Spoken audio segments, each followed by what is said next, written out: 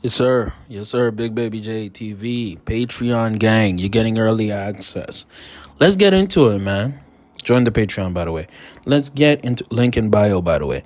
Justin effing Trudeau. Justin Trudeau is a loser, and he's the reason why this convoy, Freedom Convoy, is viral and international.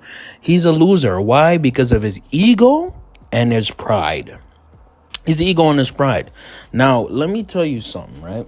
What's happening around the world, right, is that the Freedom Convoy has penetrated everything and all news outlets and all facets of the world to the point that other places on the planet have already started reducing or getting rid of mandates entirely.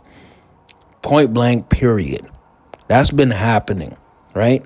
And we have a prime minister, a leader, quote unquote leader, who has such a big ego, such big arrogance, that in his eyes, it's my way or the highway.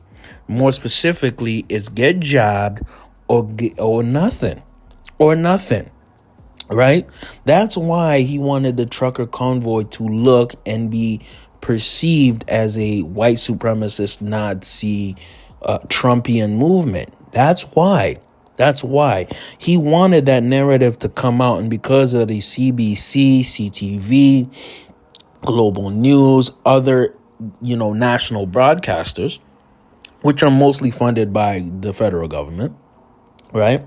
That's why they framed it that way. That's why they wanted all people who were there to seem like they were all far right wingers. They wanted a January 6th event. That's literally what they wanted. You know what I'm saying? And by they, I'm talking about Trudeau and a lot of the liberal lefties, you know what I'm saying, who were looking for beef. They were looking for smoke. All the people who are about restrictions, about mandates, about jabs all the time. Now, let me give y'all some perspective. About 90% of truckers are jabbed up, are vaxxed, right? Close to 90% of Canadians are jabbed up, are vaxxed, right?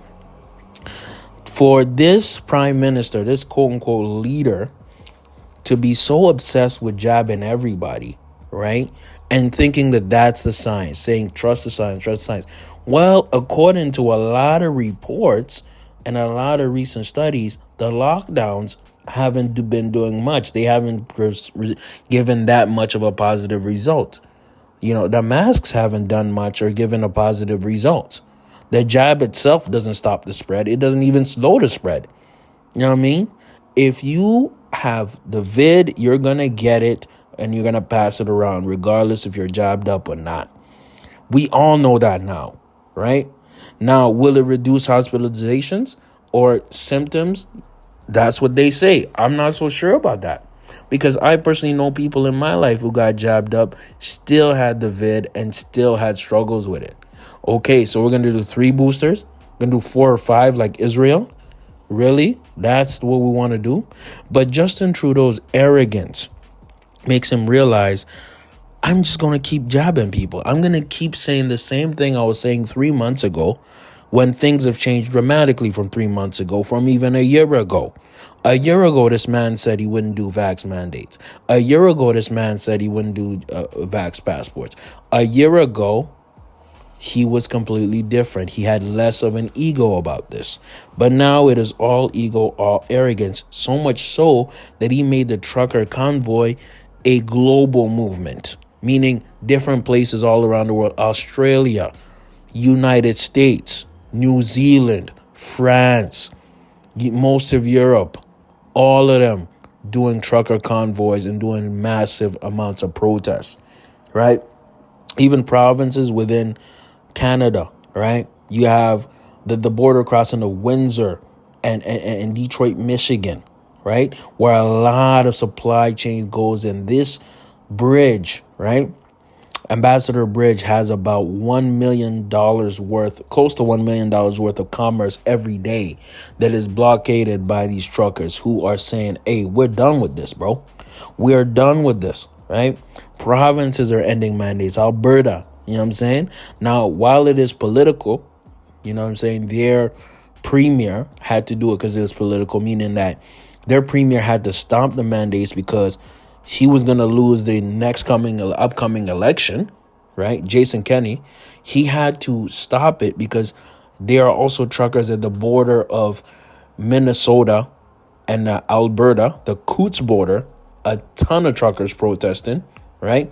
He had to end the restrictions really quick. Why? Because it would be political suicide if he continued. If he continued, the people of Alberta would vote him out. Point blank, period. Right? And unfortunately, Canadians don't have the chance to vote Trudeau out because I guarantee you that most Canadians would get him the F out of here. Point blank, period. They would get him the F out of here. You know what I mean? But now you have people like Saskatchewan Premier Mo, right?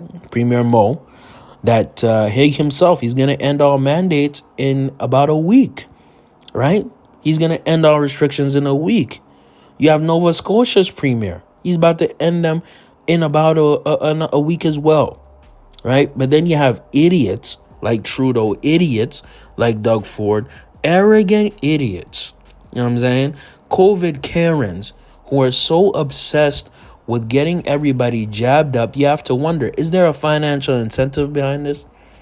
Do they have maybe a backdoor deal with Pfizer, Moderna, Azteca? You know what I'm saying?